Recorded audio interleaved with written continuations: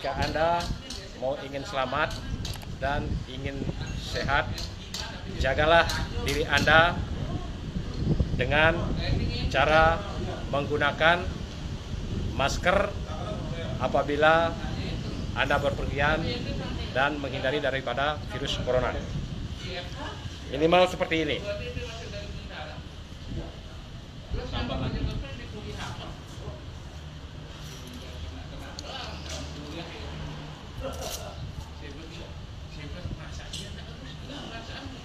Ya, gunakan masker. Bila perlu sesafety mungkin. Ya.